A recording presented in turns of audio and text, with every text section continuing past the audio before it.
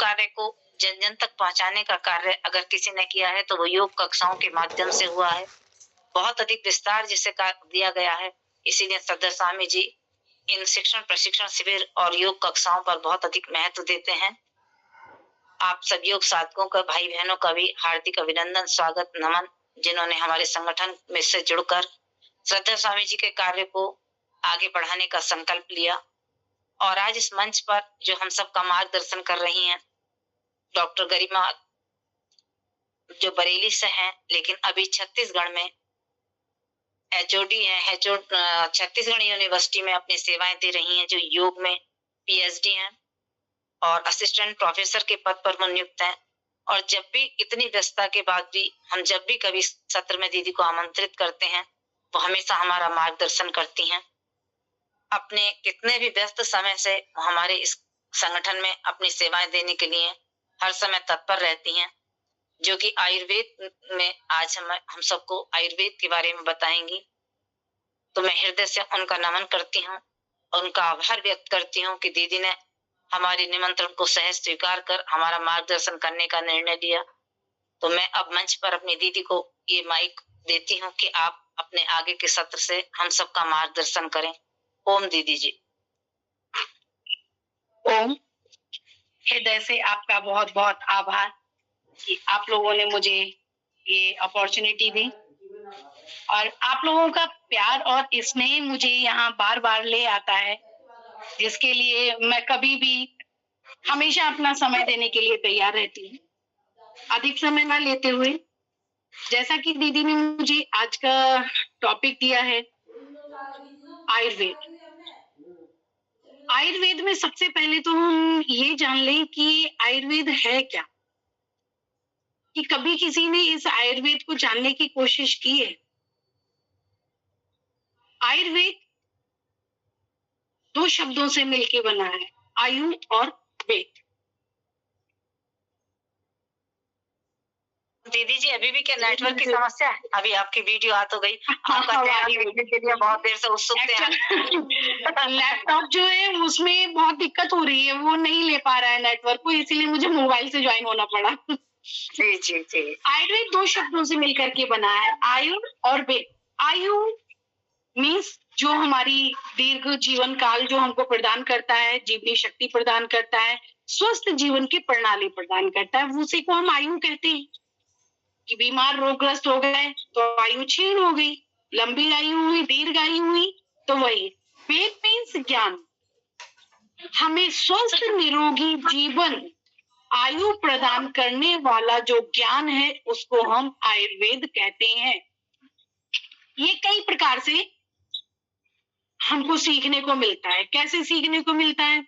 अगर हम टोटल आयुर्वेद की भाषा में जाएंगे तो बहुत दिक्कत होगी, क्योंकि हम लोग यहाँ पे प्रोफेशनल नहीं है, बहुत सारे लोग उस टर्मिनोलॉजी को नहीं समझ पाएंगे। तो हम यहाँ पे जितनी कोशिश मेरी होगी सरल सुस्पष्ट भाषा में मैं इसको आपके सब लोगों के समक्ष रखने का प्रयास करूंगी। आयुर्वेद का अर्थ जैसे कि मैंने आपको बता दिया कि एक आयु जो हम लोग जीवन निर्वाह कर रहे हैं, जीवनी शक्ति है, उसका ज्ञान कैसे हम उसको लंबा जीवन प्रदान कर सकते हैं, सामने वाले को या खुद को, किसके द्वारा? जो हमारी दैनिक दिनचर्याएं हैं, जो भी हमारे जीवन की, चाहे वो हमारी श्वास प्रश्वास ही क्यों ना हो, अगर हमें श्वास प्रश्वास का भी सही से ज्ञान नहीं है तो क्या हम सही मायने में एक लंबा जीवन जी पाएंगे? यदि हमें आहार का सही ज्ञान नहीं है तो क्या हम दीर्घायु, स्वस्थ आयु, निरोगी जीवन जी पाएंगे? नहीं जी पाएंगे। इसके लिए हमें विभिन्न प्रकार की जो ग्रंथ हैं उनका भी अध्ययन करना पड़ेगा, जो वैद्य हैं उनके संपर्क में भी आना पड़ेगा, जो हमारे जानकार लोग हैं उनसे, जैसे कि हम लोग दादी नानी के नुस्खों को यूज करते हैं तो वो क्या है, वो प्रयोग किए हुए हैं, उसके बाद भी उन्हें दिक्कत है। उसके बाद भी हम लोग, कुछ लोग तो फॉलो करते हैं, कुछ चीजें हम लोग फॉलो नहीं करते क्योंकि हम उसमें विज्ञान लगा देते हैं। विज्ञान अपने आप में बिल्कुल सही है, लेकिन जो ज्ञान हमें ग्रंथों से मिला है वो स्वयं में अपने आप में एक विज्ञान है। उसमें तर्क तो लगा सकते हैं, कुतर्क नहीं लगा सकते। अब हमें सीधे सीधे बात करनी है कि हमको किस प्रकार से लंबी आयु प्राप्त हो। आज हम लोग देखते हैं कि हमको ये चीज नहीं खानी है, इसमें केमिकल है, ये नहीं खाना है, इसमें केमिकल है, हर चीज में तो केमिकल है। अब हम अपना सेंस लगाने लगे, हर चीज में तो केमिकल है। अब इस केमिकल की दुनिया से आप बाहर तो जा नहीं सकते, तो इस दुनिया में रह करके कैसे अपने आप को स्वस्थ करोगे? तो योग और आयुर्वेद दो ऑप्शन आपके पास बहुत अच्छे हैं, जो आपके घर में ही आपको सर्वसुलभ हो जाएंगे। योग के लिए मार्गदर्शन के रूप में हमारी आदरणीय अग्रजा दीदी जो हैं, वो समय समय पर इस तरीके की जो सत्र चला रही है, एक बहुत ही स्वस्थ आधार आप लोगों को प्रदान कर रही हैं। कितना बड़ा उनका त्याग है आप लोगों के जीवन का, मैं हृदय से नतमस्तक हूँ उसके लिए। क्योंकि आज के समय में अगर कोई भी महत्वपूर्ण चीज है, सबसे कीमती चीज है, धन से भी कीमती, तो वो है आपका समय। ये समय आपको वो किस प्रकार से प्रदान कर रही हैं, किस प्रकार से लोगों से, एक्सपर्ट से संपर्क करके वो आपको एक आधार प्रदान कर रही हैं। तो हृदय से मैं उन लोगों के लिए नतमस्तक हूँ और बहुत ही आभार प्रेषित करती हूँ कि उन्होंने किस प्रकार से आप लोगों को एक सुविधा प्रदान की। अब आयुर्वेद की परिभाषा क्या है? आयुर्वेद हमने ये तो जान लिया कि आयु का ज्ञान कराने वाला आयुर्वेद कहलाता है। वेद मीन्स ज्ञान, आयु मीन्स आयु। ठीक, अब इसकी परिभाषा क्या है? परिभाषा के लिए चरक सूत्र में एक सूत्र कहा गया है, हिता हितम सुखम दुखम आयुष तस्य हिता हितम। इसका मतलब क्या हो गया? जिस शास्त्र में हितायु, अहितायु, सुखायु और दुखायु का वर्णन हो, जो आयु के लिए हितकर है, जो आयु के लिए अहितकर है, कौन से गुण कर्म, क्या हमें ऐसा करना चाहिए, इन सब का वर्णन जिसमें भी हमें प्राप्त होता है, वही आयुर्वेद की परिभाषा है। यही हमारा चरक सूत्र कहता है। इसका उद्देश्य क्या है? अगर हम इसके उद्देश्य की बात करते हैं तो इसके दो महत्वपूर्ण उद्देश्य हम निकालते हैं। दो महत्वपूर्ण उद्देश्य कौन से हैं? सबसे पहला है स्वस्थ व्यक्ति के स्वास्थ्य की रक्षा करना। हम कहते हैं हम स्वस्थ हैं, और ध्यान से अवलोकन करना, ध्यान से अपनी एक आत्मचिंतन वाली नजर डालना, पता चल जाएगा हम कितने स्वस्थ हैं। यस, हम एक्टिव हैं, ये आप कह सकते हैं, हम एक्टिव हैं। वास्तव में हम स्वस्थ हैं या नहीं, ये जब आंख बंद करके आत्मचिंतन करेंगे तब पता चलेगा। वो क्यों मैं ये बोल रही, जैसे कि मैंने अभी बोला, स्वस्थ व्यक्ति के स्वास्थ्य की रक्षा करना, तो वही सबसे पहला प्रश्न आएगा कि हम तो ऑलरेडी स्वस्थ हैं, तो हम इस स्वास्थ्य की रक्षा क्यों करें? लेकिन हमें स्वास्थ्य की आवश्यकता है। कैसे है ये आगे बताऊंगी। दूसरा है रोगी व्यक्ति के रोग को दूर करना। हम केवल इसी परिभाषा को जानते, इसी उद्देश्य को जानते हैं कि यदि कोई प्रॉब्लम हो गई है तो उस प्रॉब्लम को दूर कर दो। क्या कभी हमने ये फोकस किया कि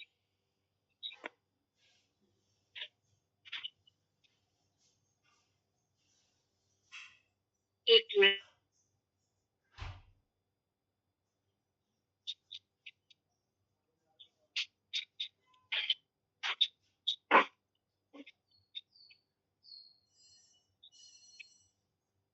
रोगी व्यक्ति के रोग को दूर करना, हम लोग क्या करते हैं? रोग की जड़ तक नहीं पहुंचने की प्रयास करते हैं। फीवर आ गया, बस एक जल्दी से कालपोल खा लो, पैरासीटामोल खा लो, और जो भी हमें मिल जाएगा, हम न्यूमेस्लाइड ले लो। ठीक, अब हमारे पास क्या ऑप्शन आया कि आयुर्वेद में अगर हम गए, जिसको जानकारी है, उठा के जल्दी से गिलोय ले लो, गिलोय बटी आ गई, गिलोय बटी ले लो। क्या आपने कभी ये आत्मचिंतन किया? क्योंकि स्वास्थ्य किसका है? हमारा। सामने वाला हमें क्यों बताएगा कि ये बुखार पित्त के गड़बड़ होने से आया है, ये सीजनल है, या किसी चीज का साइड इफेक्ट है? वो क्यों बताएगा आपको? थोड़ा सा हमें आत्मचिंतन करना है कि ये फीवर क्यों आया। कहीं ऐसा तो नहीं एक्सर्शन हो गया, कहीं ऐसा तो नहीं कि तनाव का स्तर बढ़ गया, कहीं ऐसा तो नहीं कि हम जो है एक प्रॉपर नींद नहीं ले पा रहे हैं इसलिए बॉडी एक्सर्ट हो गई। आप उसके कारण को ढूंढिए, फिर निवारण को देखिए। हम लोग क्या करते हैं, जरा सा सिर में दर्द हुआ तुरंत पेन किलर लिया, जिन्होंने कुछ भी देखा तो कभी आपने इस चीज को जानने का प्रयास किया कि ये सिर दर्द क्यों हुआ? रोगी व्यक्ति के रोग को हम दूर कर रहे हैं लेकिन उसकी जड़ तक हम नहीं जा रहे हैं। क्यों नहीं जा रहे हैं? ये एक चिंतन का विषय है। आज हम सबसे ज्यादा इसी पर बात करेंगे, चाहे वो चिकित्सा की कोई भी प्रणाली क्यों ना हो, चाहे वो आयुर्वेद हो, एक्यूप्रेशर हो, आपका होम्योपैथ हो, योग हो। योग में भी आज हम योग थेरेपी की बात करते हैं, लेकिन वास्तविकता में मुझे कहीं कहीं पे लगता है, हालांकि मैं ज्यादा कभी नहीं बोली इस विषय में, लेकिन क्या हम योग की रूप से डायग्नोज करते हैं? यौगिक दृष्टिकोण से हमने कभी रोग को डायग्नोज किया? एलोपैथ वाले के पास जाओगे, वो कैसे डायग्नोज करेगा? ये डायग्नोज जो होते हैं ना, इन सबके पैरामीटर्स अलग हैं। एलोपैथ वाले क्या करेंगे, आपका टेस्ट लिखेंगे, टेस्ट रिपोर्ट के अकॉर्डिंग आपका शुगर बढ़ा हुआ है कि आपका बीपी बढ़ा हुआ है, उन्होंने इंस्ट्रूमेंट से ले लिया, आपका बीपी बढ़ा हुआ है, ब्लड में इंफेक्शन है कि एमआरआई हो गया, आपका ये डिस्क गड़बड़ है कि ये नर्व दबा हुआ है, रिपोर्ट आ गया। आयुर्वेद वाले ऐसा करते हैं क्या? आयुर्वेद वाले नाड़ी से देखते हैं। आयुर्वेद में सबसे पहले रोग कहां से पकड़ते हैं? वो सबसे पहले चेक करते हैं वात पित्त कफ त्रिदोष को देखते हैं। अब जब वो लोग त्रिदोष से रोगों को पकड़ सकते हैं तो हम नहीं पकड़ सकते? हम भी पकड़ सकते हैं, बिल्कुल पकड़ सकते हैं।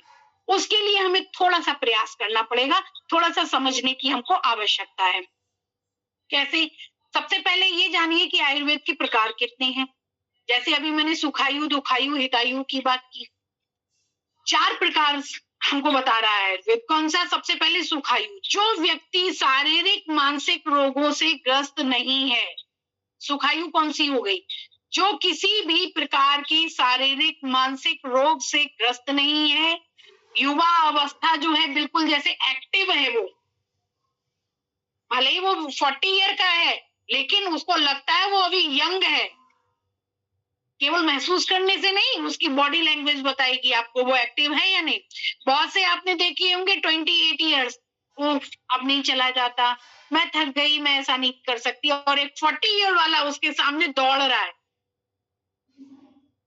तो ये होता है कि किस प्रकार से वो युवा अवस्था से संपन्न है, उसमें यश भी है, उसमें पौरुष भी है, उसमें पराक्रम भी है, उसमें बल भी है, सब कुछ है उसके अंदर। ठीक, उसकी इंद्रियां एकदम प्रसन्न है, उसे किसी भी प्रकार का कोई वो लालच या वो नहीं है कि अरे मेरे को ये नहीं मिला, असंतुष्टि उसके अंदर नहीं दिखेगी आपको। वो सुखायु। अगर उसको दाल खाने को मिला तो बड़ी संतुष्टि से दाल खाएगा, यदि उसे सूखी रोटी खाने को मिली संतुष्टि से, चिड़चिड़ापन नहीं दिखेगा, वही समझ लो वो सुखायु के अंतर्गत नहीं आ रहा है। वो किसी भी प्रकार का उसके साथ आप व्यवहार करोगे ना तो वो उस व्यवहार में भी बहुत शांत प्रवृत्ति में रहेगा, वो किसी भी प्रकार से कोई विघ्न उत्पन्न नहीं होने देगा अपने अंदर, अपने विचारों के अंदर। और आप कहोगे ना कि अरे उनसे तो कुछ भी कह दो, नहीं, वो बहुत शांत स्वभाव के, इट मीन्स वो सुखायु का भोग कर रहे हैं। और वो ऐसा व्यक्ति जहां भी पैर रखता है सफल होता है, जिस काम में हाथ डालता है उस काम में उसको सफलता मिली। क्यों? उसको आलोचना कहां से करोगे आप? कहां से उसके लिए विघ्न उत्पन्न करोगे?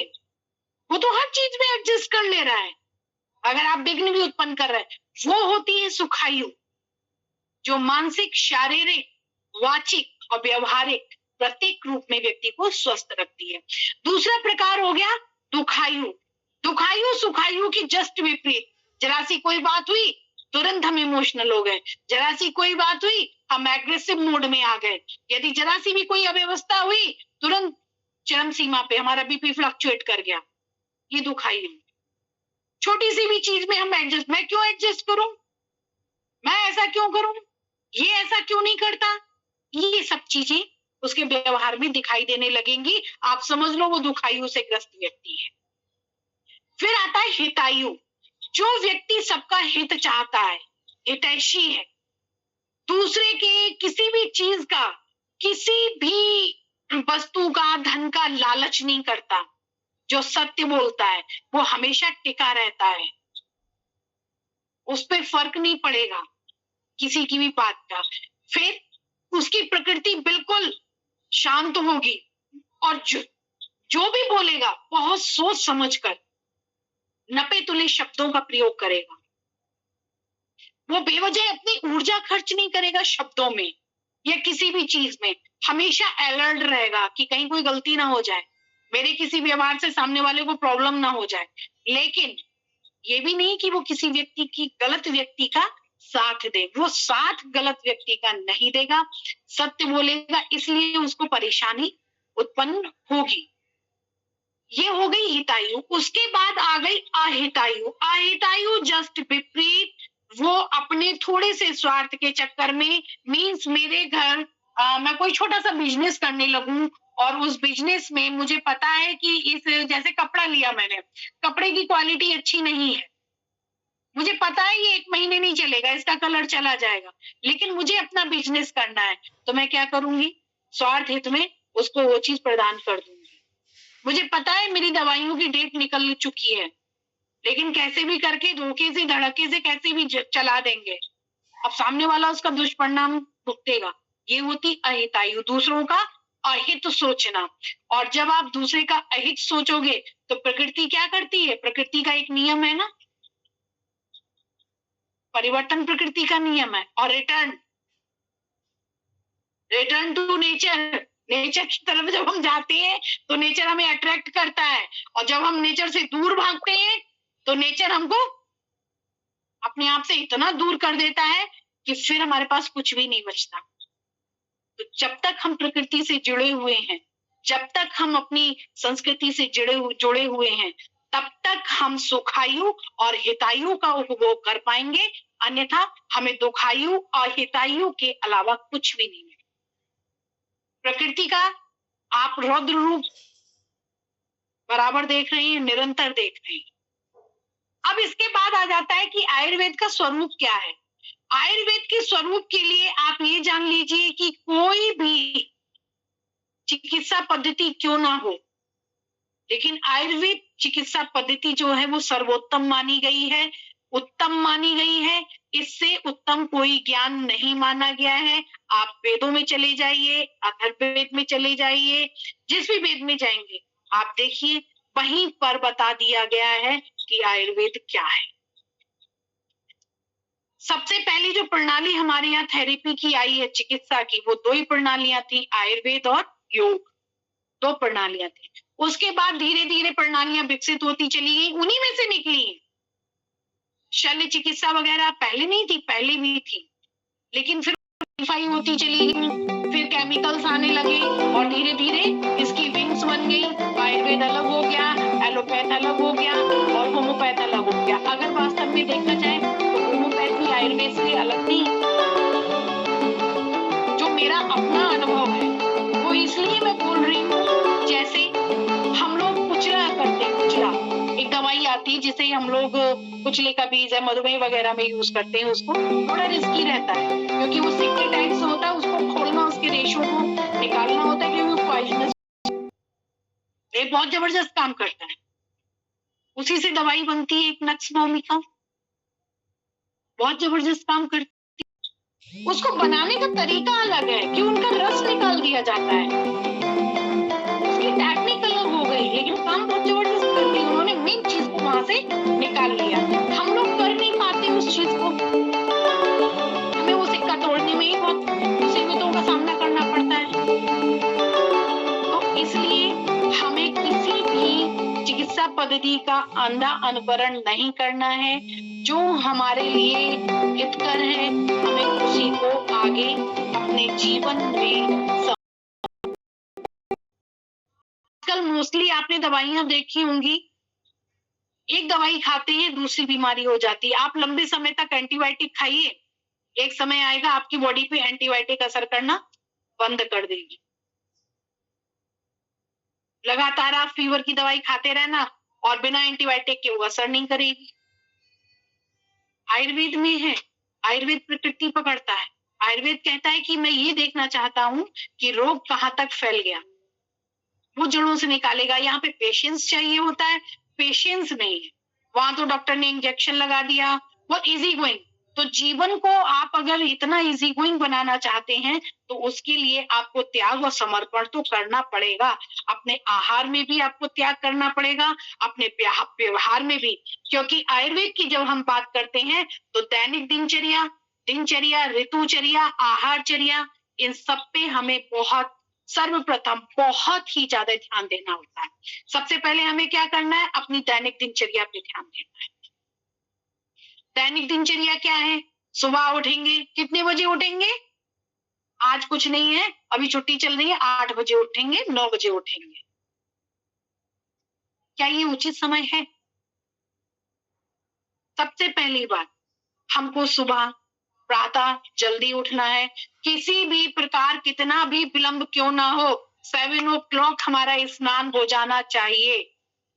बहुत सारे लोग हैं आज भी वो नियमों का पालन कर रहे हैं, जो 4 o'clock उठ जाते हैं और नहा धो करके अपना स्नान वगैरह करके अच्छे से फिर योगाभ्यास वगैरह करते हैं। तो 6 o'clock तक, 7 o'clock तक ब्रेकफास्ट वाली लाइन में आ जाते हैं, फटाफट ब्रेकफास्ट। हमें हल्का सा हफ्ते में, ज्यादा नहीं, हफ्ते में 1 दिन अभ्यंग जरूर करना चाहिए। अपने शरीर की मालिश जरूर करनी चाहिए। क्यों करनी चाहिए?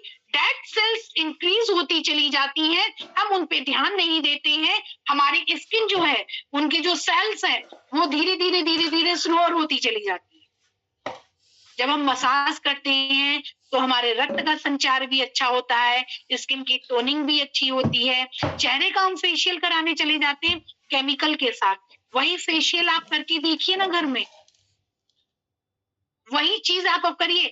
ऑयल, केमिकल वाला ऑयल ले आएंगे, ऑयल की मसाज करेंगे, ओरिजिनल ऑयलों को जरा यूज करके तो देखिए, कभी आपको कोई भी परेशानी नहीं होगी। हफ्ते में 1 दिन अभ्यंग जरूर होना चाहिए। बैक की, जब बैक की मसाज होती है तो देखिए सारे वर्टिब्रा की मसाज हो जाती है। जितना जर्क होता है, जो भी वायु वगैरह कभी अगर वायु कुपित हो जाती है, वो फंसी हुई होती है, वो निकल जाती है। मांसपेशियों में आप देखिए स्मूथनेस आ जाती है, वरना मांसपेशियां हार्ड होने लगती हैं। पैरों की कभी मसाज करके देखिए, आधे से ज्यादा एक्यूप्रेशर हो जाएगा, आधे से ज्यादा अपने आप ही।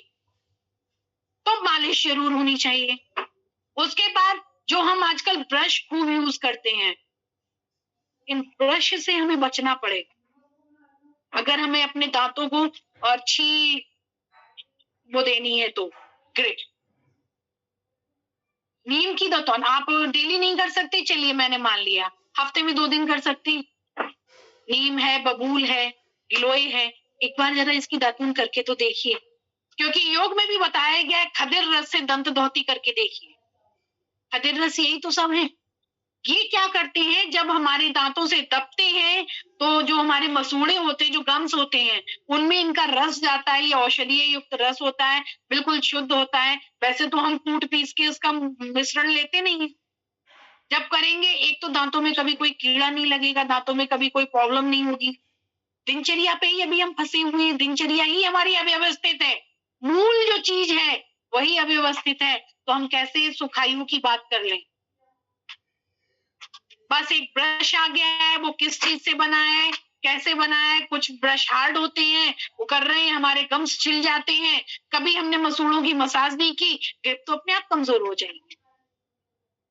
तो इसके लिए हमें ब्रश भी करते हैं, आप करिए, लेकिन फिर हल्का सा उंगली से, अपनी फिंगर से उसको हल्के से गम्स को जरूर मसाज करिए। ये डेली अपने काम में लेकर के आई। उसके बाद दिनचर्या में बहुत सारी चीजें हैं, हम मुख्य चीजों पे ही बात कर रहे हैं। सुबह 10 बजे तक एट एनी कॉस्ट आपका ब्रेकफास्ट हो जाना चाहिए, अन्यथा आपका स्टमक बीमार होना शुरू कर देगा। ब्रेकफास्ट हम कर रहे हैं 12 बजे, फिर आप लंच कितने बजे करेंगे? 3-4 बजे, सीधी सी बात है। फिर डिनर रात में करेंगे, सारी आपने पूरी दिनचर्या अव्यवस्थित कर दी। अब जो समय है स्टमक का, उस समय आप काम करवा रहे हैं किडनी से। जो समय है किडनी और लीवर का, उस समय काम करवा रहे हैं आप हार्ट से। कैसे काम चलेगा? तो ये व्यवस्था हमको स्वयं बनानी पड़ेगी। आयुर्वेद इसी पे सबसे ज्यादा ध्यान देता है कि दिनचर्या को अच्छा। दूसरी चीज आ जाती है मोस्ट, क्या है? ऋतुचर्या। ऋतुचर्या में हम ज्यादा बात नहीं करेंगे, ऋतुचर्या में हम करेंगे ऋतु के अनुकूल फल और सब्जी का सेवन। केवल 2 चीजों पे ध्यान देंगे, फल और सब्जियों का सेवन। कैसे करेंगे फल और सब्जियों का सेवन? अब हमें आदत पड़ गई है स्टोरेज की, अब पनीर बिना मटर के बन नहीं सकता, तो उसके लिए हमें लेकर के आनी है मटर। अब हम फ्रोजन मटर यूज करेंगे, है ना। गोभी का टाइम है नहीं, लेकिन डिमांड है घर में गोभी खाने की। डोंट वरी, अभी आती फ्रोजन गोभी। पैकेट फूड जितनी भी हैं, चाहे वो मसाले हैं, आज लहसुन प्याज का पेस्ट भी पाउच में आने लगा है।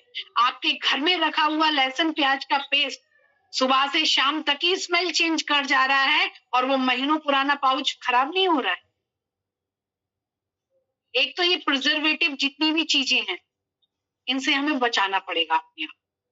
ऋतुचर्या के अनुकूल, आज अगर मेथी और पालक का सीजन चल रहा है तो हम मेथी पालक खाएंगे, ऑफ सीजन में हम ये चीजें नहीं खाएंगे। हाँ, किसी किसी जगह, जैसे कि मैं यहाँ पर रह रही हूँ, यहाँ का सीजन अलग है, यहाँ पे चीजें होती रहती हैं क्योंकि वो हमें दिख रही हैं, फ्रोजन की हुई नहीं है। कहीं कहीं का क्लाइमेट अलग है, हमारे यहाँ वो चीजें नहीं होंगी, वो चीजें यहाँ हो जा रही हैं। तो उन चीजों पे, ऋतुचर्या पे हमें जरूर ध्यान देना होगा। और ऋतु में जो भी फल आते हैं उनको हमें एक बार अवश्य जरूर हमें ग्रहण करना चाहिए। भले ही हम एक बार करें उन फलों को, जैसे आंवला फल अमृत फल है, ठीक, उसे अमृत फल इसलिए कहा गया है, वो कभी भी आप ले सकते हो, लेकिन सीजन इस समय आ गया, अभी कच्चा आंवला आ रहा है, उसका सेवन जरूर करना चाहिए। चाहे आप चटनी के रूप में करें, चटनी में डालिए उस आंवले को, चाहे आप उसको सूप में पीस करके डालिए, चाहे आप उसके रस को पीजिए, जैसे चाहे वैसे यूज कीजिए, लेकिन प्रतिदिन 1 से 2 आंवला आपके आहार में जरूर होने चाहिए। कभी आपको घुटने का दर्द नहीं होगा, कभी आपको कुपित नहीं होगा, ना ही आपकी वायु कुपित होगी। और आंवला एक ऐसी चीज है, त्रिदोषों को संतुलित करने में हमारी बहुत अच्छी मदद करता है। इसके बाद आती है कि ऋतुचर्या भी हमारी हो गई। एक बार हम आयुर्वेद के अंगों की भी बात कर लेते हैं। आयुर्वेद के अंग कौन कौन से होते हैं? ये क्वेश्चन आ सकता है, थोड़ा थ्योरेटिकल भी चलना है। आयुर्वेद के 8 अंग माने गए। कौन कौन से? सबसे पहले आ जाता है काय चिकित्सा। काय चिकित्सा में क्या है? इसमें संपूर्ण शरीर की चिकित्सा की जाती है। सभी अंगों के जितने भी रोग होते हैं उनकी चिकित्सा की जाती है। काय जो होती है हमारी बेसिकली हो गई जठराग्नि। जठराग्नि को काय कहा गया है, इसलिए पेट संबंधी चिकित्सा, काय चिकित्सा, अग्नि की चिकित्सा। और आपने देखा होगा आयुर्वेद कहता है, आयुर्वेद क्या, सारी ही उसमें देखिए 99% जितने भी प्रॉब्लम्स आते हैं, जितने भी रोग आते हैं, उनकी जड़ कहाँ है? हमारा पेट। 99% स्टमक को ठीक कर लीजिए, आपकी आधे से ज्यादा प्रॉब्लम दूर हो जाएंगी। आपको गैस्ट्रिक की प्रॉब्लम हो, आपको हार्ट में प्रॉब्लम हो रही हो, आपको चाहे तो बात का प्रॉब्लम हो, चाहे आपको शियाटिका का प्रॉब्लम हो, स्टमक को चेक कर लो। बीपी का प्रॉब्लम हो, स्टमक चेक कर लो। भले ही आपको कैंसर क्यों ना, ये मेरा अपना अनुभव है और हमें सिखाया भी गया है, हमने देखा भी। 99% heart patient, cancer, tuberculosis, diabetes, asthma, इन सबको जब देखा गया, इनके पेशेंटों की बॉडियों को ऑपरेट किया गया, तो इनकी आंतों में मल सड़ा हुआ था। सड़ा हुआ के साथ साथ सीमेंट की तरह जमा हुआ था, जो निकाला नहीं जा रहा। तो जब इतनी बुरी स्थिति होगी तो कहां से आपकी बॉडी न्यूट्रिशन एब्जॉर्ब करेगी? जहां जहां फ्लक्चुएशन जाते हैं, जहां पे वो टॉक्सिन्स अटैक करते हैं, उसी अंग से संबंधित हम रोग समझ लेते हैं और उसी अंग विशेष पे काम करना शुरू कर देते हैं, लेकिन हमने जड़ नहीं पकड़ी। जड़ तो वही रह गई। सबसे पहले आप देखिए, अगर आप आयुर्वेद में जाते हैं तो सबसे पहले क्या कराते हैं ये लोग? वमन, बस्ती, अभ्यंग, उसके बाद चलते हैं ना। सबसे पहले कुछ नहीं करेंगे, तुमको बस्ती जरूर कराएंगे। हाथों की सफाई मस्ट है।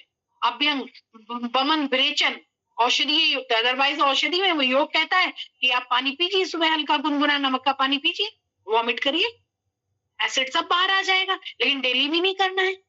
अगर प्रॉब्लम है तो अब ये विशेषज्ञ बताएगा कि आपको कैसे करना है। दूसरा प्रकार इसका आ गया बाल चिकित्सा। बाल चिकित्सा में बच्चों का चाइल्ड स्पेशलिस्ट जो होते हैं ना, हम लोग यहाँ पे एलोपैथ में चाइल्ड स्पेशलिस्ट, तो ये बाल चिकित्सा बच्चों से संबंधित जितनी चिकित्साएं होती हैं, उनके भरण की, उनके पोषण की, क्योंकि न्यूट्रिएंट की कमी होते ही बच्चों में भी ये प्रॉब्लम आनी शुरू हो जाती है। अगर बच्चे के फुल न्यूट्रिशन डाइट हम देंगे, बच्चे में कोई प्रॉब्लम नहीं आ सकती।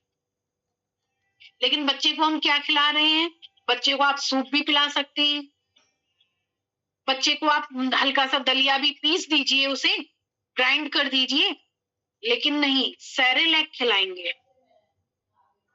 कौन सा लाएंगे? फ्रूट वाला। क्या फ्रूट मैश करके नहीं खिला सकते? जो हम आदत डालेंगे बच्चे की वही आदत पड़ रही है। बच्चे ने डिमांड नहीं की, ये हमारी प्रवृत्ति थी। हमने अपने आप को सेव किया, अपनी ऊर्जा को बचाया, अपनी मेहनत को बचाया और बच्चे को डाल दिया एक ऐसे ट्रैक पे। अब आप जब वो बड़ा होने लगता है तब आप उससे उम्मीद करते हैं वो सब्जी खाए, वो दाल खाए। कैसे खाएगा? आपने तो उसे केमिकल दिए हैं। तो बाल चिकित्सा जब हम करते हैं तो सबसे पहले वो लोग दो ही चीजों पे फोकस करते हैं कि आप बच्चे का पालन पोषण कैसे करते हैं। गुरुकुल कांगड़ी विश्वविद्यालय में एक बार हम लोगों को पंचकर्मा के लिए भेजा गया था। तो जब डॉक्टर से बात हो रही थी तो बोले, बेटे आप लोगों को क्या सीखना है? हमने कहा, सर हमको जो भी सीखना है हमें सॉलिड बताइए, क्योंकि हम स्टूडेंट हैं और आने वाले टाइम में सीधी सी बात है हम भी टीचर बनेंगे, और हम टीचर बनेंगे तो हम किताबों में लिखी बातें, क्योंकि हम लोग थोड़ा अलग ट्रैक से हटके बात करते थे। किताबें तो आपको प्रोवाइड कर दी गई होंगी, किताबें आप पढ़ लोगे, लेकिन उससे आपने सीखा क्या, नया क्या निकाला? तो उन्होंने जब बाल चिकित्सा की बात हो रही थी तो सबसे पहले उन्होंने बताया, हम ये देखते हैं कि बच्चे को न्यूट्रिशन देने की क्या व्यवस्था गार्जियन ने बनाई हुई है। बोले कुछ मत पकड़ना, सबसे पहले यही पकड़ लेना बाल चिकित्सा, वहीं से समझ में आ जाएगा प्रॉब्लम क्या है। तो ये बाल चिकित्सा में सबसे पहले हम पोषक तत्वों पे ध्यान देते हैं बच्चे के। तीसरी आ गई गृह चिकित्सा। गृह चिकित्सा में क्या होता है? अब इसमें इसे इम्यूनोलॉजी बोलते हैं, इसे भूत विद्या भी एक तरीके से कहते हैं। अब क्या होता है कि दैवी विपत्तियां आ गई, ग्रह का कोई कुप्रभाव पड़ गया, अब शांति कर्म का विधान करें, ऐसा होता है? होता होगा, ग्रह जरूर होते होंगे, लेकिन कैसे? जब हम यहां से परेशान, जब हम मानसिक रूप से अस्वस्थ होना शुरू कर देते हैं, हम सामने वाली की चीजों को एक्सेप्ट करना शुरू कर देते हैं, जब हम आसपास की नेगेटिविटी को एक्सेप्ट करना शुरू कर देते हैं, ग्रहों की चाल बदल जाएगी। उस नेगेटिविटी को छोड़ना तो सीखो, दूर करना तो सीखो। देखते हैं ये गृह चिकित्सा क्या करती है, लेकिन उसके लिए पेशेंस और उसके लिए आपका सकारात्मक ऊर्जा का भरपूर होना आपके पास अति आवश्यक है। फिर आती है हमारी ऊर्ध्वांग चिकित्सा। ऊर्ध्वांग चिकित्सा में इसे शालक्य चिकित्सा भी कहते हैं। इस चिकित्सा में जो भी रोगी होता है या किसी भी प्रकार का, क्या जैसे कि गले, ईएनटी वाली जो बात करते हैं ना, आंख नाक कान, ये सारी चीजें आ जाती हैं।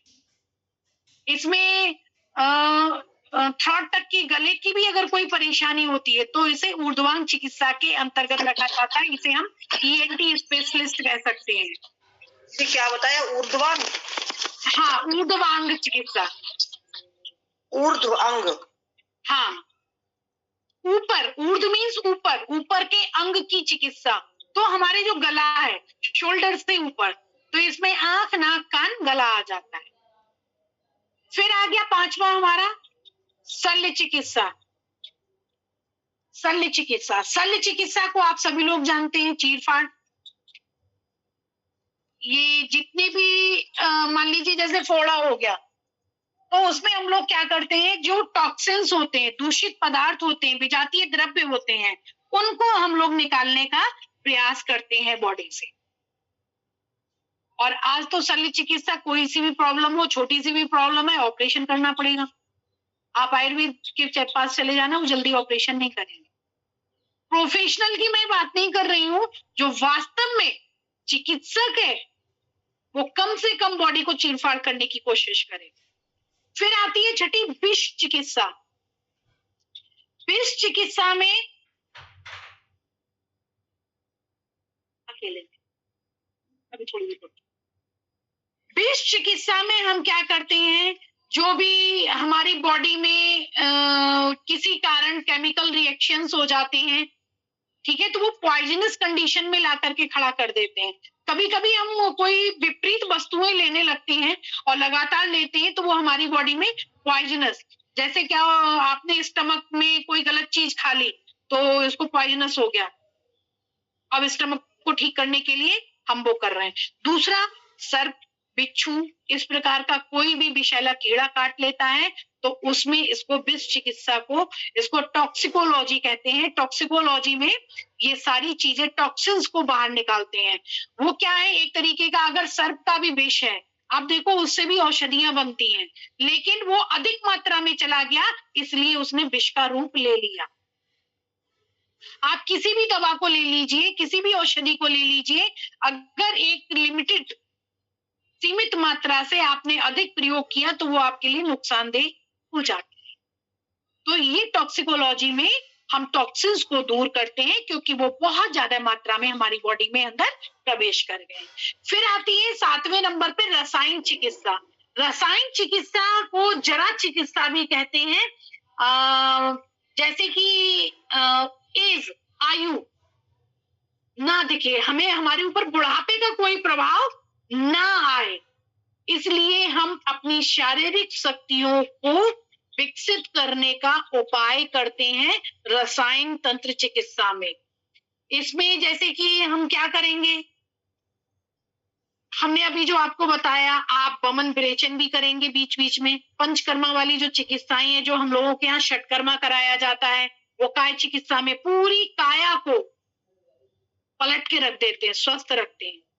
तो यहाँ पर हम ऐसे ऐसे रसायनों को लेंगे। अब रसायन से मतलब केमिकल नहीं है, यहाँ पे रसायन जो हमारी ऋतुचर्या के अनुसार जो हमको रस प्राप्त होंगे, उनसे हम अपनी यौवन शक्ति को मजबूत बना करके रखेंगे। चेहरे पे झुर्रियां, आप जरा डेली वो पालक वगैरह एनीमिक होने से अपने आप को बचाइए, ऐसे रसों का प्रयोग करिए। अब हमें पालक खानी है तो उसको खूब डीप फ्राई करेंगे, जब तक कि उसके न्यूट्रिएंट्स जो भी हैं वो खत्म नहीं हो जाते, तब तक डीप फ्राई करेंगे, चटका के गजब बना के। कभी उसे नेचुरल फॉर्म में खाया है? बहुत कम खाते हैं नेचुरल फॉर्म में। बहुत सारी चीजें हैं, हम उनको क्या करते हैं, उनके विपरीत स्थिति में ले जाके उनको खड़ा कर देते हैं और कहते क्या है कि नहीं, हम तो ऋतु के अनुसार ही भोजन लेते हैं। तो एक तो इन चीजों से हमें बचना पड़ेगा, जो हम बिल्कुल, अभी बहुत सारी चीजें हैं, जैसे आपने सुना होगा हमें वो बैगन, B12 की सब में कमी हो रही है। वो B12 कहां से आएगा? विटामिन बी की कमी हो रही है, वो कहां से आएगा? है कोई आपके पास? अब एग का अगर कोई बोलता है एग खाइए, तो एग शुद्ध है क्या? तो हमें इन चीजों का ध्यान रखना पड़ेगा। अब बैगन को छिलके के साथ खाइए, रंगीन जो चीजें होती हैं उनसे हमें बहुत सारे न्यूट्रिशंस मिलते हैं, हमें उनके विषय में ज्ञान नहीं है। हम ब्लॉग्स देखते हैं फोन पर, हम छोटी छोटी वीडियोस देखते हैं, मूवीज देखते हैं, कभी जरा इन चीजों का अध्ययन करिए। और जो आ रहा है ना फेसबुक पे, वो बहुत भर भर के ज्ञान आ रहा है, वो ज्ञान हितकर है या नहीं, ये आप स्वयं चेक कर लीजिएगा। उसके बाद उन प्रयोगों को प्रयोग, ज्ञान तो चारों तरफ भरा हुआ है, लेकिन हमारे अनुकूल क्या है? आप शास्त्रों का अध्ययन कीजिए ना, आप उन चीजों को निकालिए जो वास्तव में हमारे लिए लाभप्रद है। टाइम तो दुनिया पास कर रही है और फिर उसका ही टाइम पास हो जाता है। यदि हमें वाकई स्वस्थ और सुखायु चाहिए तो हमें, आप एंजॉय करिए, मैं आपके इसमें बिल्कुल भी हस्तक्षेप नहीं करूंगी, लेकिन 15-20 मिनट का समय तो आप निकाल सकते हैं, इन विषयों को पढ़ सकते हैं।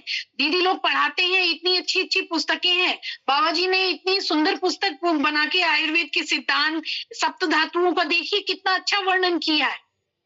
8वीं एक चिकित्सा रहेगी, उस पर और बात कर ले, बाजीकरण तंत्र, इसे हम ब्रश चिकित्सा कहते हैं, शुक्र रहित, शुक्र युक्त, कैसे हम अपने बाजीकरण प्रयोग कहते हैं ना कि आश्चर्यजनक, एक ऐसी औषधि जो तुरंत काम कर देती है। जैसे कि हम सब लोग बात करते हैं कि अगर किसी भी व्यक्ति पे कोई दवाई काम नहीं करे तो उसे एक सल्फर का प्रयोग होता है, सल्फर दे देते हैं, वो क्या करता है, जितने रोग दबे होंगे वो रोग उसके निकल के बाहर आ जाते हैं। अब पहचान लो, अब उन सबको दूर कर लो, अब दवाई काम करने लगी। क्यों? जब तक हम रोग को आइडेंटिफाई नहीं कर पाएंगे तब तक हम पकड़ ही नहीं पाएंगे। अब कुछ भी समझ में नहीं आ रहा है, आराम से उसको षटकर्मा कराइए, पंचकर्मा कराइए।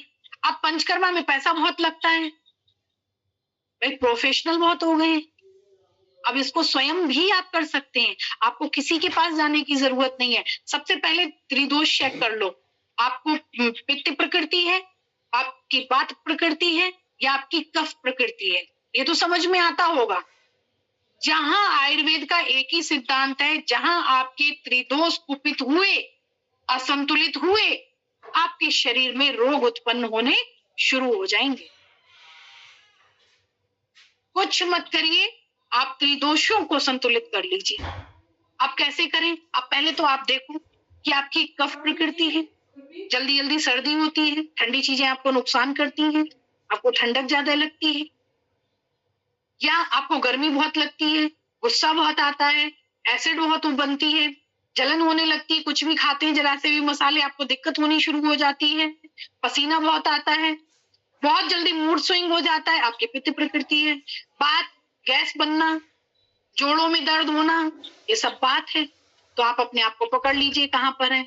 अब आप अपने आप को शांत करने का प्रयास कीजिए। अब हमें और तो कुछ समझ में आ नहीं रहा है, क्योंकि बहुत सारी चीजें लंबी हो जाती हैं। अब ये करो, ये चीज खाओ, वो चीज मत खाओ, नमक का सेवन कम करो, कि नींबू मत लो, कुछ मत करिए। जो त्रिफला आता है ना, उसको लेना शुरू कर दीजिए। त्रिदोष धीरे धीरे धीरे धीरे अपने आप शांत होना शुरू हो जाए और संतुलित अवस्था में आ जाए। लेना कैसे है, ये भी एक समस्या है, लेना कैसे है। तो इसके कई प्रकार हैं, सब लोग अलग अलग तरीके से बताते हैं। एक तो कंटिन्यूटी में लेना नहीं है, हमें बीच में गैप जरूर मारना है। हम क्या करते हैं, 3-3 महीने का एक स्लॉट बना लेते हैं। वैसे वर्ष का होता है, 3-3 वर्ष का होता है, लेकिन हम 3-3 महीने का स्लॉट बना लेते हैं। 3 महीने दूध से लेना है, 3 महीने पानी से लेना है, 3 महीने शहद से लेना है, 3 महीने गुड़ के साथ लेना है। अभी मौसम चल रहा है, गुड़ के साथ त्रिफला लेने का चल रहा है। अब ये भी कुछ समझ में नहीं आता है, कुछ मत करिए, सीधे 1 चम्मच शाम को त्रिफला लीजिए और गर्म पानी से पी जाइए या दूध से ले जाइए, कभी नुकसान नहीं करेगा।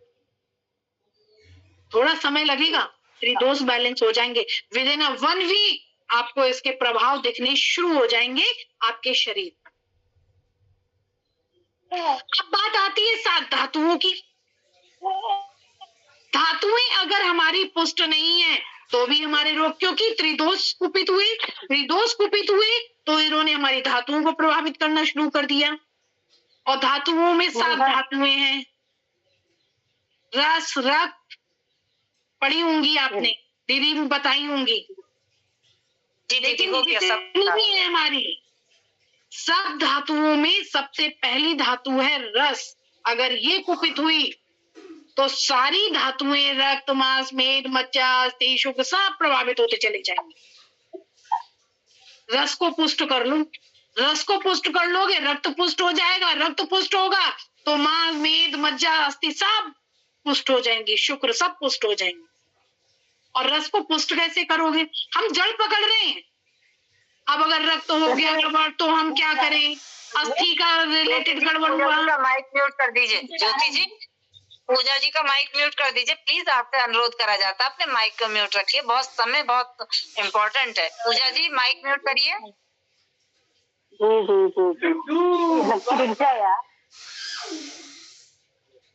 अब हमने क्या किया?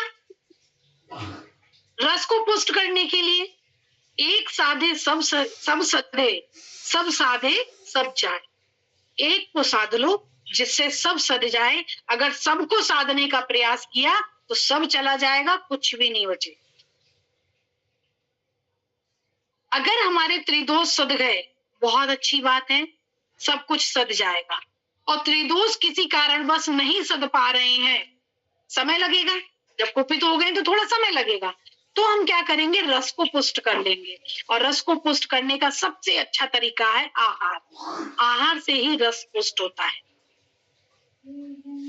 रस से ही हमारी बॉडी में न्यूट्रिशंस आते हैं। न्यूट्रिशंस मैगी, चाउमीन, मैदा वाली चीजों से नहीं आएंगे, अरवी इन सब चीजों से नहीं आएंगे। महीने 2 महीने में सीजन में आप अरवी लीजिए, लेकिन अक्सर अरवी खा रहे हैं या अक्सर आप अरहर खा रहे हैं, अक्सर आप ऐसी चीजें ले रहे हैं जो आपको सूट नहीं कर रही। आपको अपनी प्रकृति भी तो देखनी है ना। तो इसलिए रस को जितनी ज्यादा हो सके लिक्विड चीजों को लेना चाहिए। सब्जियां हैं उनको ड्राई फॉर्म में ना लेकर के लिक्विड फॉर्म में सब्जियों को लेने का प्रयास करो। जैसे लौकी है, लौकी में अपने आप भरपूर पानी होता है, लेकिन जब आप उसे ड्राई बनाओगे, आप उसकी नेचुरलिटी के साथ खिलवाड़ कर दिए, वो क्या करेगा? धीरे धीरे धीरे धीरे उसका पानी जलता रहता है। फिर उसमें क्या बचा? उसके पोषक तत्व तो आपने जला दिए। ड्राई भी बनानी है तो इतना ड्राई मत कीजिए, बस उसके पीसेस अलग हो जाएं, हल्का सा पानी पानी ना रहे, लेकिन इतना ड्राई मत करिए कि वो बिल्कुल ब्राउनिश हो जाए। उसके रस के साथ खिलवाड़ मत करिए, वो अंदर जाकर के आपके रसों के साथ खिलवाड़ कर देगा। तुरई को आप कितना भी ड्राई करिए, लास्ट में जाके बिल्कुल एक आपस में चिपक जाएगी वो, तो इतना मत करिए। पालक है, इन सबको जैसे सूखा सूखा बनाने का प्रयास मत करिए। अगर बना भी रहे तो हल्का सा उसको गीला रहने दीजिए। रस पुष्ट कर लो, कुछ नहीं होगा। अर्ली मॉर्निंग 9 o'clock तक एक आप नियम बना लो, सीजनल जो भी है, जैसे पालक है, हल्का सा धुल के साफ करके बॉईल कर लिया, उसमें थोड़ा सा आंवला डाल लिया, उसमें थोड़ा सा चुकंदर डाल दीजिए, हाफ पीस आप उसमें टमाटर डाल दीजिए, इसका वो बना लीजिए सूप। हल्का सा घी डालिए, जीरा डालिए, जो भी काली मिर्च डालिए, और इसको तड़का मार के हल्का सा गरम करके आप उसको पीजिए। लेकिन आपने उबाल लिया पालक और उसका पानी फेंक दिया, ये भी मत करिए। रस को पुष्ट कर लो। रस को पुष्ट करने के तरीके आपसे बेहतर कोई नहीं जानता, क्योंकि किचन के शहंशाह आप ही लोग हैं। आहार में किस आहार से हमें रस मिलेगा, इस पर आपका विशेष ध्यान होना चाहिए। अगर आहार हमारा ठीक है, ऋतुचर्या हमारी ठीक है, दिनचर्या हमारी ठीक है, आयुर्वेद अपने आप में संपूर्ण है, और हमें आयु और वेद दोनों का ज्ञान हो गया। लंबी आयु हमें कैसे प्राप्त होगी ये हमें पता चल गया। हमें किसी विद्या की जरूरत नहीं है। और जब आप, क्योंकि आयुर्वेद ये भी कहता है दिनचर्या में, उसमें व्यायाम भी है। व्यायाम में जो आप लोग मॉर्निंग में कर रहे हैं, भ्रमण भी है, लेकिन भ्रमण का समय क्या है? हम उठ रहे हैं 7 बजे तो हम 7 बजे पार्क में जाके भ्रमण करेंगे? नहीं, समय चला गया। अगर बात प्रकृति वाला है और आपने उसे भ्रमण करा दिया, उसकी बॉडी में स्वेलिंग आनी शुरू हो जाएगी। ये ध्यान रखिए। पित्त प्रकृति वाला है, एसिड बननी शुरू हो जाएगी उसकी बॉडी में धीरे धीरे। भ्रमण का समय जो है सुबह 4 से 5 का है, जब दक्षिण वायु बहती है आयुर्वेद के अनुकूल। 4 से 5 का समय भ्रमण का है। आप कलिकाल में 5:30 बजा सकते हैं, 7 नहीं बजा सकते। भ्रमण करना है तो सुबह में कर लीजिए, तत्पश्चात अगर आप भ्रमण करते हैं तो वो आपके लिए फिर मतलब इतना, मैं ये तो नहीं कहूंगी हानिकारक है, लेकिन उतना लाभप्रद भी नहीं होगा। तो ये आयुर्वेद का बहुत ही संक्षिप्त और सरल स्वरूप है। इससे ज्यादा सरल शब्दों में आयुर्वेद को नहीं समझाया जा सकता। जो प्रोफेशनली होंगे उन्हें कुछ चीजें सॉलिड लगी होंगी, लेकिन जो सामान्य व्यक्ति हैं, जैसे हम जिस समाज में रहते हैं, उन लोगों को लंबी लंबी चीजें बताने का कोई वो नहीं, क्योंकि वो नहीं, आप वो चीज बताओ आयुर्वेद, वो ज्ञान हम जानने का प्रयास कर रहे हैं जो हमारी आयु को स्वस्थता प्रदान करे, आरोग्यता प्रदान करे। इसीलिए हम पढ़ रहे हैं ना। हम इसलिए नहीं पढ़ रहे हैं कि हमें परीक्षा देनी है, पास हो जाएंगे, एक सर्टिफिकेट पास नहीं। आप लोग अपने परिवार के, अपने समाज के, अपने आसपास के सभी व्यक्तियों के स्वास्थ्य के लिए इस चीज का ज्ञान ले रहे हैं। तो इसीलिए मैंने उसी फॉर्म में इस ज्ञान को रखने का एक प्रयास किया है, बहुत ही शॉर्ट में। इससे पहले पीपीटी, वो एक्चुअल में जहां मैं रहती हूँ वहां नेटवर्क का बहुत इशू रहता है और फोन से मैं पीपीटी चला नहीं पाई। मैंने बोलना शुरू कर दिया तो पीपीटी में चला नहीं पाई, अन्यथा मैं और भी डीप आपको ले जाती। तो आज के लिए मैं समझती हूँ इतना ही है, और कहीं कोई जटिलता अगर आई हो तो बताइएगा, बाकी मैं लकी जी को हैंड ओवर करती हूँ। अस्थि और मज्जा में क्या डिफरेंस है? अस्थि और मज्जा, मज्जा बोन मैरो, अस्थि तो हमारी हड्डियां हो गई, और जो बोन मैरो होता है, जो ल्यूब्रिकेंट उसको चिपका के रखता है, वो मज्जा होती है। लिक्विड जो होता है उसमें अगर वो सूख जाए, साइनोवियल फ्लूइड, छोटा सा एग्जांपल, घुटनों में कड़कड़ की आवाज आने लगती, दर्द होने लगता है, हड्डियां, क्यों? उनका चिकनापन जो है वो खत्म हो जाता है। दीदी 8वां था चिकित्सा, वो कौन सा बताया था आपने रसायन चिकित्सा के बाद? बाजीकरण तंत्र। बाजीकरण तंत्र एक ऐसा मिश्रण, एक ऐसी कोई भी चिकित्सा होती है कि जो तुरंत इफेक्टिव कर दे। वादीकरण, बाजी, बाज होता है ना, बाजीकरण। 8 ही दीदी बस पूरे? हाँ, 8 प्रकार से आयुर्वेद जो है 8 विंग है।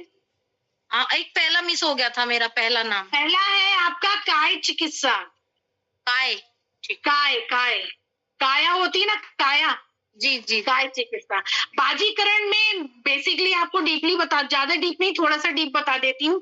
इसमें शुक्र धातु जो है वो पुरुष की कम हो जाती है। शुक्र धातु जो होती है, आप सभी लोग समझ पा रहे होंगे, जनरेशन के लिए अति आवश्यक होती है। अगर शुक्र धातु वीक है तो फर्टिलाइजेशन नहीं हो सकता, ठीक है, जो हमारी जनरेशन आज चल रही है वो नहीं हमको मिलेगी। तो उसमें जब ये प्रॉब्लम हो जाती है तो कुछ औषधियों का एक मिक्सचर जो है वो बनाया जाता है, वो तुरंत उस शुक्र धातु को स्ट्रॉन्ग कर देता है, और जो स्पर्म की क्वांटिटी होती है वो उसको बढ़ा देता है, और फीमेल्स में तेज, ओज सब बढ़ा देता है, इधर पुरुषों में, दोनों में काम करता है। ओम दीदी, दीदी 6 वाली मिस हो गई है, 6वें नंबर की। विष चिकित्सा, विष जहर जिसे कहते हैं, विष। अच्छा, विष चिकित्सा, ओके दीदी। हाँ। दीदी अभी आपने जो बताया ना शुक्र वाला, तो ये कौन से के लिए बताया? 8 वाले नंबर के लिए बताया, बाजीकरण के लिए? 8 वाला बाजीकरण। ठीक।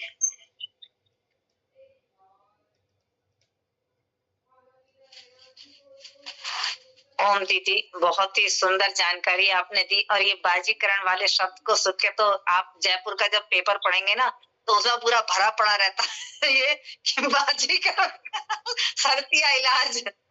सही बात है, पूरा का पूरा हंसी आती है फिर पढ़ के। मैंने जयपुर में बहुत इससे बहुत पढ़ा, जब मैं जयपुर थी, 6 साल जयपुर रही, तो वहाँ के बहुत ही ज्यादा वशीकरण और बाजीकरण दोनों ही शब्द वहाँ के अखबारों में भरे पड़े रहते हैं। क्योंकि वो बाजीकरण जो हो जाता है, वो बाजीकरण और वशीकरण, वो एक अलग दिशा में चलता चला जाता है।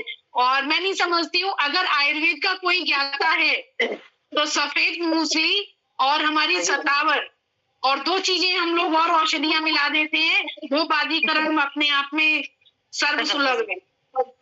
जी दीदी, आपने जो दिनचर्या में बताया था दांतों के लिए, तो उसमें जो सूखा अर्जुन की छाल वगैरह, अखरोट की छाल आती है, उसका बना के भी तो सही रहेगा ना? हाँ बिल्कुल बिल्कुल बिल्कुल, वो ब्रश से नहीं करना है, उंगली से, फिंगर से।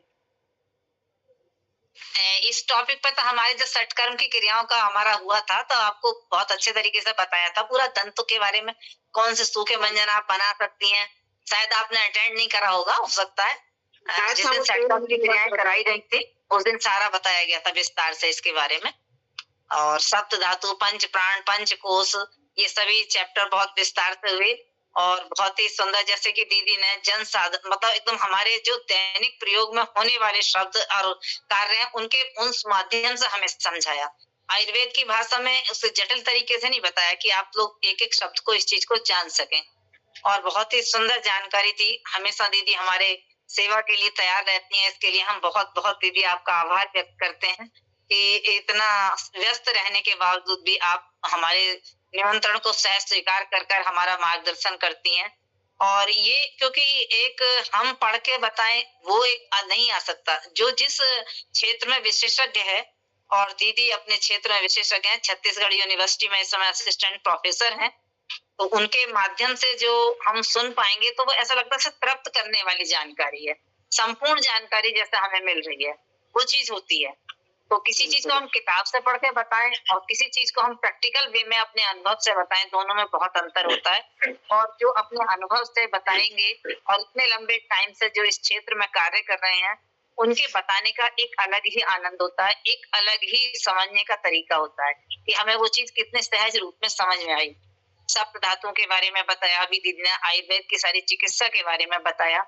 और ये बात सही है कि हम अपनी जीभ के स्वाद के पीछे अपने पूरे शरीर को नुकसान देते हैं।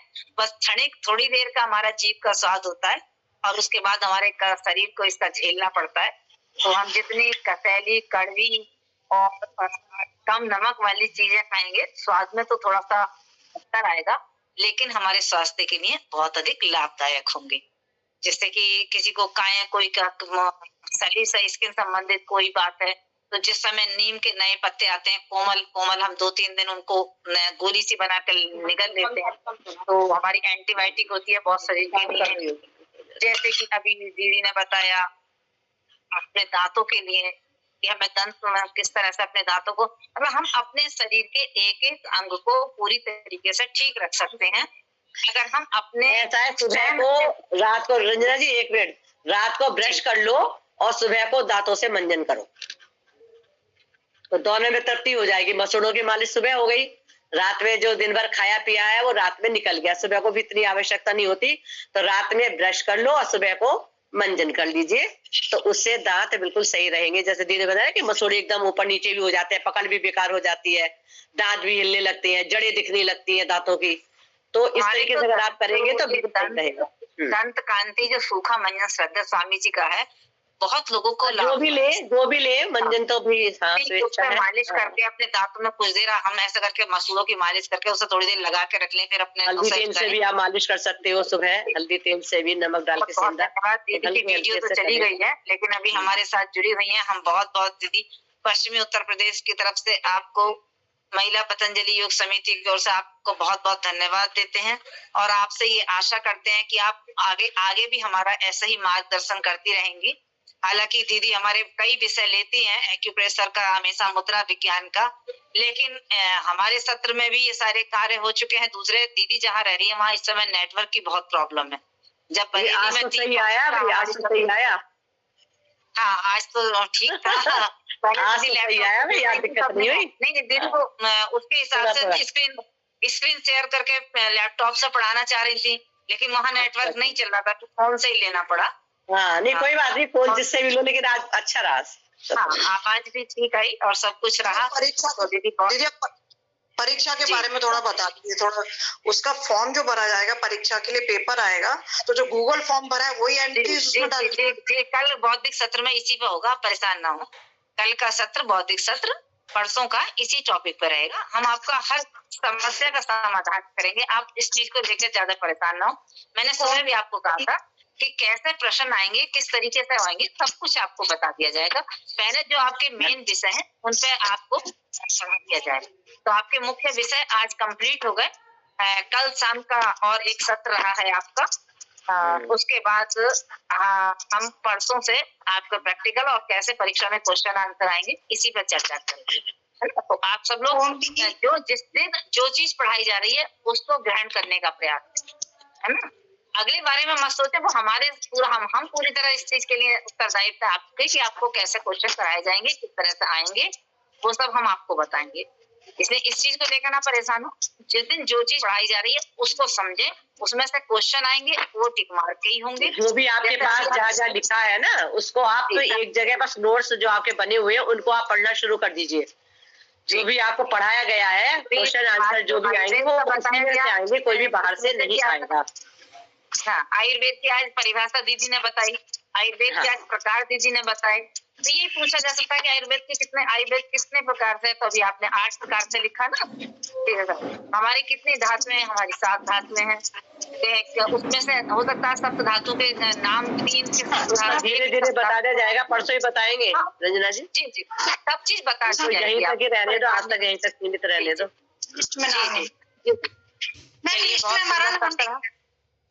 जी मैम मेरे लिस्ट में नाम नहीं है मैम, राधा चौधरी। जिसका नाम नहीं है, आपने गूगल फॉर्म भरा था? हाँ जी मैम, और मैम आपने ऐसा तो नहीं है कि एक गूगल फॉर्म में केवल फोन नंबर डाला हुआ, नाम डाला हुआ नहीं है? आपने नाम डाला था? मैम हमने नाम भी डाला था अपना। अच्छा, तो आपने ग्रुप पे लिख दिया कि आपका नहीं है, दोबारा लिस्ट बन जाएगी। हाँ जी, मैंने को भी बता दिया है, मुरादाबाद संजू में है ना, तो उनको मैंने ठीक है बता दी। आज दोबारा से चेक कर लेंगे लिस्ट को, और जिसने फीस जमा की है आपके पास स्क्रीनशॉट, आपने तो उन्हें फीस दी होगी ना अंजू जी को? हाँ जी मैम, अंजू जी को पे करी होगी ना? हाँ कोई बात नहीं, हमारे जिला प्रभारियों के माध्यम से जो भी फॉर्म भरे गए हैं वो सबका जिन्होंने भी सबको परीक्षा में आपका अपना बता देंगे, उसमें लिस्ट में जोड़ देंगे। ठीक है ठीक है। और जिसका भी रह गया वो बता देंगे, जिसका भी रह गया वो अपना नाम ग्रुप पे लिख दे, क्योंकि उसमें से आधे से ज्यादा नाम हमारे वो हैं जिन्होंने फीस नहीं जमा करी, उनको हम काट देंगे। गूगल फॉर्म भरे गए थे, उस आधार पर लिस्ट बनी गई थी, लेकिन गूगल फॉर्म भरने के बाद बहुत लोगों ने फीस नहीं जमा करी है, तो जिनकी फीस जमा है और उसका नाम नहीं है वो अपना नाम बता दे, उसको ऐड कर दिया जाए। मैम इसकी रसीद रखनी पड़ेगी, क्या करना है इसका? बिल्कुल बिल्कुल रखिए। कभी आपको मुख्य योग शिक्षक के लिए जब जाना होगा ना तो रसीद आपके पास होनी चाहिए कि आपने सहयोग प्रशिक्षण शिविर लिया था। तो मैम रसीद तो ये हमारी तो ऑनलाइन ही है, सारी चीजें उसको निकाल कर रखना पड़ेगा। अगर ऑनलाइन है तो बड़ी दीदी आपको भेज देंगी व्हाट्सएप पे। जिन्होंने ऑनलाइन फीस जमा करी है भारत स्वाभिमान ट्रस्ट में, तो उसको बड़ी दीदी उन सबकी रसीद भेज देंगी, क्योंकि उन्हें ये नहीं पता कि किसके नाम किसने ऑनलाइन भरा है, तो वहाँ उनके अकाउंट में 16 लोगों की फीस गई है, 16 लोगों की रसीद वो काट देंगी। जिन्होंने ऑनलाइन अगर फीस दी है भारत स्वाभिमान ट्रस्ट में, जो हमारा मैनपुरी का अकाउंट है, जिसने उसमें फीस जमा करी है, वो अपने नाम लिख दे, तो अपना नाम और अपने जनपद का नाम बता दें आप, तो दीदी आपको रसीद काट के व्हाट्सएप पे ही भेज देंगी, आप उसको सेव कर लेना ना। भेजेंगे? हाँ भेज दीजिए, अभी आप लिख दीजिए कि मेरी ऑनलाइन फीस जमा, अपना नाम और अपने जनपद का नाम लिख दीजिए। आपने तो शायद वहां से बुलंदशहर के माध्यम से हुआ है ना आपका? तो मैंने 4 लोगों की लेकिन रसीद जो ऑनलाइन जिन्होंने फीस जमा करी है उनकी रसीद दीदी भेजेंगी, और वो जरूरी है क्योंकि आपके पास रसीद होनी बहुत जरूरी है। जब हम मुख्य प्रशिक्षण के लिए हरिद्वार जाते हैं तो हमारी रसीद ही देखी जाती है, वहां पर आपके पास रसीद होनी जरूरी है। तो जिसने भी ऑनलाइन फॉर्म भरे हैं, 16 लोगों ने ऑनलाइन फॉर्म भरे हैं, वो अपना नाम और अपने जनपद का नाम लिख के ग्रुप पे डाल दें, ताकि वो आपको रसीद इसी ग्रुप पे मिल जाएगी। सब कुछ बहुत ही क्लियर है, यहाँ कुछ भी ऐसा नहीं है जो किसी का एक पैसे का भी कहीं। एक बात का और विशेष ध्यान रखना, जो आपने अपनी ईमेल आईडी भरी है ना, उस ईमेल आईडी को ध्यान रखना, क्योंकि उसी ईमेल आईडी से ही आपको अपना पेपर देना होगा, ये भी ध्यान रखना। पेपर भी देना होगा भूल और जाते हो ना। दीदी आपका हाँ। सर्टिफिकेट भी आएगा। हाँ, आपको डाउनलोड नहीं आपको डाउनलोड बोलते करना ना ईमेल आईडी भूल गए हम, क्योंकि इसमें लॉगिन नहीं कर हाँ, पाते तो हैं। कई लोग ऐसा इसलिए होता है कि अपने दूसरे की मेल आईडी दे देते हैं, फिर कहते हैं हमारा सर्टिफिकेट हाँ। हमें नहीं मिला। तो ऐसा ना नहीं करें, मिला, प्लस अपनी हमारा mail खुल ही नहीं रहा है, हम एग्जाम ही नहीं देने पा रहे हैं, ठीक है ना, इसलिए हाँ, ईमेल आईडी जरूर याद रखना। जी जी, तो क्योंकि ऑनलाइन है सब काम, तो अपनी मेल आईडी चेक कर ले हमने ठीक भरी है नहीं भरी है। और अगर किसी को नहीं है तो वो दोबारा जिस दिन आपको एग्जाम देने के लिए बैठाएंगे ना, वो सब बता देंगे कि किस किस की मेल आईडी ठीक है, और अपने आप आपका फॉर्म खुल जाएगा। जिसका नहीं खुलेगा फिर उसका भी सॉल्यूशन बता देंगे, तो आप अपनी मेल आईडी डाल देना। तो ये जरूर कर लें, जितने भी अभी हमारे साथ साधक जुड़े हुए हैं वो लोग सब सुन लें। जिन्होंने ऑनलाइन फीस जमा करी है वो अपना नाम, ऑनलाइन फीस लिख के और जनपद का नाम भेज दें, ताकि दीदी उनकी रसीद काट देंगी। ठीक है, चलिए कल सुबह फिर से हम मिलते हैं भौतिक सत्र में। बहुत इंपॉर्टेंट सत्र भी रहेंगे 17 तारीख तक। आप सब लोग प्रतिदिन जुड़े, है ना। कल का परसों का दोनों का बहुत इंपॉर्टेंट सत्र रहेगा, सभी लोग जुड़े। चलिए, ओम सभी को शुभ रात्रि। आपका बहुत अच्छा दिन रहे, आप अच्छा स्वस्थ रहें, इसी कामना के साथ अपने सत्र में पूर्ण करते हैं। ओम सभी को ओम। ओम दीदी। ऐसे ऐसे ढीला कर देगी, फिर हिसाब से